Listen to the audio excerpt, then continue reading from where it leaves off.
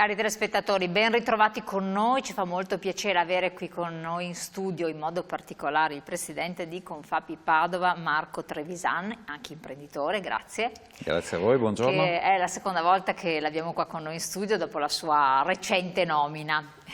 Assunzione di grande responsabilità visto il periodo, adesso chiariremo anche perché.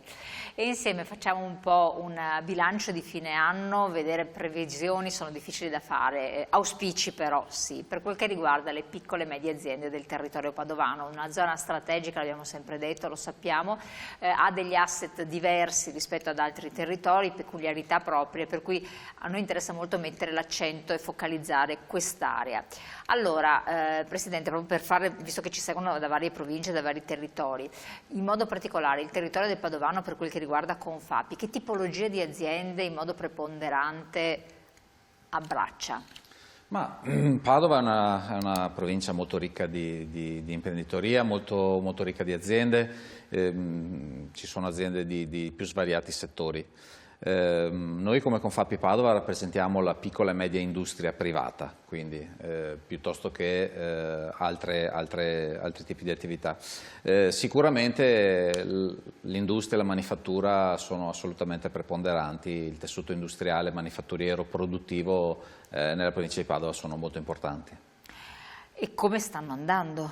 Questo è l'altro aspetto più interessante. Quindi vediamo un po' di fare una panoramica di un anno, tutto sommato. Guardi, un anno difficile, come l'economia nazionale. Ma è cominciato bene però? L'anno era cominciato bene, noi veniamo da un 22 e un 23 strepitosi. Sono anni che hanno seguito la crisi pandemica del 2020, quindi c'è stata una grande caduta nel 2020 e poi una crescita progressiva nel 21, 22 e 23. Nel 23 siamo arrivati a livelli altissimi. Superiori al 19? Superiori al 19, secondo me sì, e con risultati generalizzati molto buoni per un po' tutte le aziende del nostro territorio. Il 24 ci ha portato delle difficoltà. Io nella mia azienda l'ho visto da settembre 2023, il rallentamento forte, la produzione industriale in Italia cala da 22 mesi consecutivi. E adesso purtroppo i segni sono evidenti e si sentono di più. Se prima si sentivano meno, oggi sono molto forti. La cassa integrazione, chiusure, licenziamenti, difficoltà con i pagamenti di fine anno è un momento davvero complicato. L'economia nel complesso cresce in Italia, cresce anche nel Padovano, nel suo complesso, però è una crisi diciamo a macchia di leopardo. Ci sono settori che vanno bene, settori che vanno meno bene. IT, servizi, ristorazione. Quindi quello che riguarda l'intelligenza artificiale, diciamo in qualche modo va bene? Va bene, come va bene il farmaceutico, va bene i servizi, la ristorazione, il turismo, sono sicuramente settori che stanno andando bene, che trainano l'economia. La manifattura e l'industria stanno soffrendo particolarmente. Nel nostro settore devo dire che i segni sono piuttosto forti, piuttosto gravi e ci stanno mettendo abbastanza in difficoltà alla prova. I fattori che hanno portato a questa situazione sono tantissimi. Non so infatti proprio per capire, perché quello che lascia sbalorditi è che fino a ieri, poco tempo fa, si parlava tutto va bene, le aziende cercano personale, mancano, poi vedremo anche questo capitolo qui magari, mancano persone, però ci si fa fatturati, la marginalità c'è, esiste alta, queste erano le voci che pervenivano, non so se erano per darsi coraggio o dar coraggio ad altri interlocutori. Si parlava della crisi, della recessione della Germania, questo senza dubbio è un dato di fatto, adesso anche la Francia non naviga in buone acque, ma meglio delle nostre comunque perché hanno un debito pubblico più basso. Ma quali sono stati gli elementi che hanno, i gangli che si sono in qualche modo arrugginiti, che non hanno più fatto funzionare il sistema? Guardi, visto il picco alto che è stato raggiunto. Nella mia lettura è un ciclo economico. È un ciclo economico diverso da quello che succedeva in passato. In passato riuscivamo a prevedere i prezzi, gli andamenti delle commodities, i principali fattori erano abbastanza prevedibili fino al 2019-2020. Oggi abbiamo visto dei cambiamenti forti, difficili da prevedere. Il ciclo economico è salito tantissimo fino almeno a metà, tre quarti del 2023. Dopodiché ha cominciato a scendere per un normale assestamento. Questo normale assestamento in discesa secondo me è diventato pesante per la concomitanza di tanti fattori. la recessione tedesca. La Germania ha prosperato tanti anni con un gas dalla Russia a bassissimo prezzo e con un export in Cina fortissimo. Adesso questi due fattori sono scomparsi, quindi la Germania è in grande difficoltà, è in recessione, il settore auto è in un momento drammatico. Quindi non è solo il settore auto per la Germania, è anche un discorso tutto di il sistema economico. Se poi aggiungiamo l'instabilità politica tedesca come quella francese, che sono entrambe in crisi, per fortuna in Italia abbiamo un governo invece stabile, capiamo che il nostro quadro è decisamente migliore, secondo me. Comunque, recessione tedesca e tutti i grandi fattori che sono seguiti alla crisi pandemica hanno messo in difficoltà la nostra economia.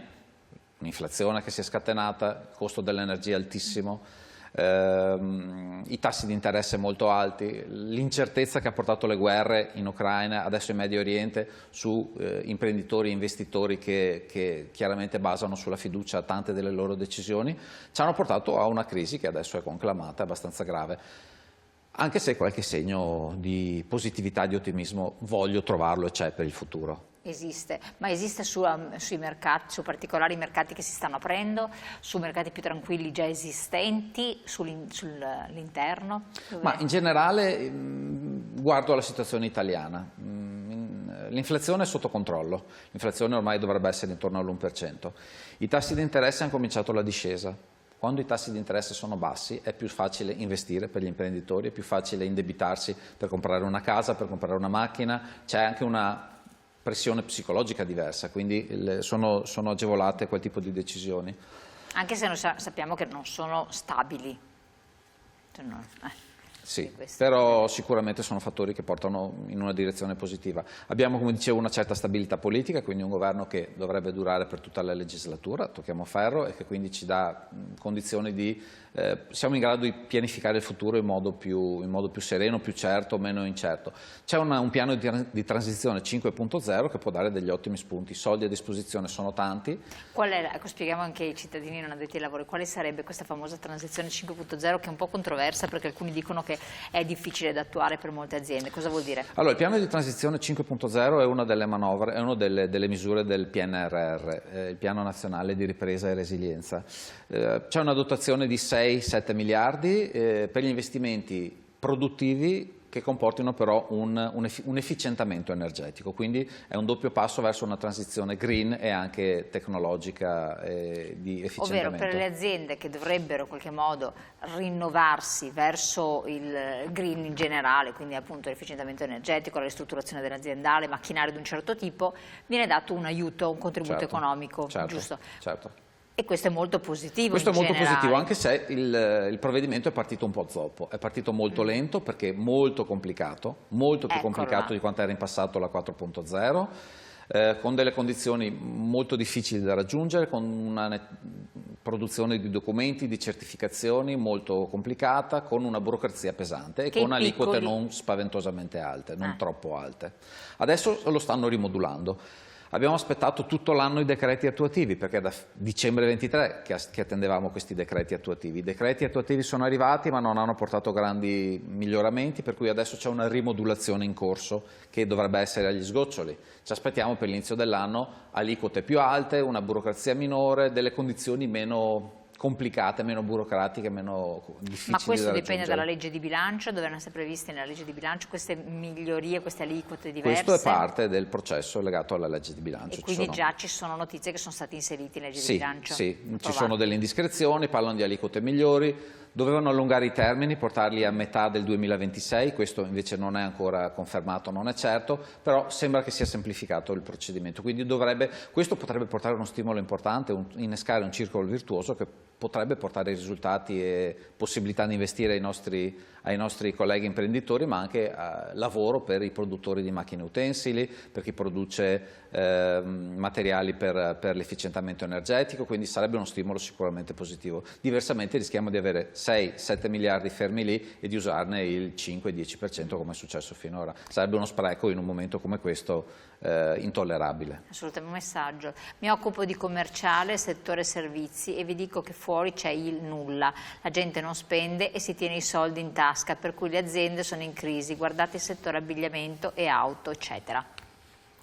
Purtroppo è vero, quando lo dicevo io mi davano del pessimista o del catastrofista, adesso purtroppo siamo in tanti che lo raccontiamo. Il settore moda è in crisi forte, il lusso è in crisi forte, la Cina, i grandi mercati internazionali che assorbivano le nostre produzioni di lusso, di alta moda, hanno rallentato i consumi in modo importante. Immaginiamo la Russia che è soggetta ad embargo, ma anche la Cina, ma anche il sud-est asiatico, quindi è un momento complicato. Ovviamente poi c'è la difficoltà anche di tutti i giorni in Italia, per cui come dice l'ascoltatore il momento è piuttosto complicato. E poi comunque anche lei lo diceva fuori onda, persone che anche hanno qualche cosa se la mettono da parte. Il meccanismo gran risparmio tipico del popolo italiano nord-est. è stato per tanti anni il popolo che con il più alto coefficiente di risparmio al mondo, era il paese dove si risparmiava più di tutti gli altri, per cultura, per storia, per tradizione.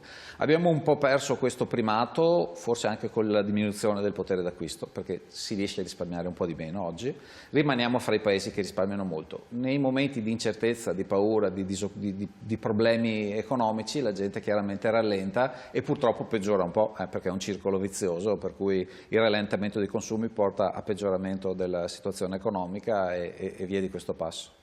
C'è una distinzione, visto che lei si occupa del territorio con Fabi Padova in modo particolare, tra province, si è mai confrontato con i corrispettivi colleghi di altri territori provinciali? Sì, devo dire che per fortuna Padova è un territorio molto vivace, fatto di imprenditori che hanno coraggio, che viaggiano, che rischiano, che investono, che hanno cercato nuovi mercati quando i mercati principali di sbocco a cui si riferivano hanno cominciato a rallentare, quindi devo dire che probabilmente l'economia padovana è più forte, più vitale e ha delle prospettive di ripresa più veloci e prima degli altri. Certo che in questo momento è un po' difficile prevedere quando l'economia ripartirà. Voglio sperare che questi segni positivi di cui parlavo prima siano un primo segno di un'inversione di tendenza, non dico di una ripresa, ma almeno dell'inversione di tendenza. Sarebbe già sufficiente che fossero i primi segni che ci fanno capire che la discesa è finita, perché non è che si può continuare a scendere in questo modo nella produzione industriale. Se fosse così i segni sarebbero positivi e mi piacerebbe che il 2025 ci portasse qualche segnale in più.